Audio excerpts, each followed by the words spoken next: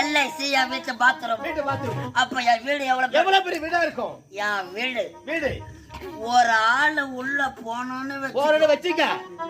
இது வயிற்று கலக்கிற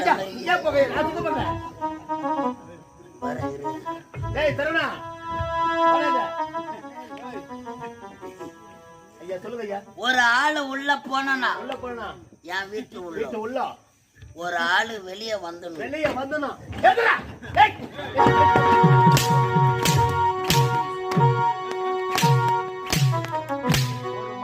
மதிக்கல சேர்ல உட்காந்து காலை ஆட்டுற, காலை பிடிக்க சொல்ற, கைய பிடிக்க சொல்ற.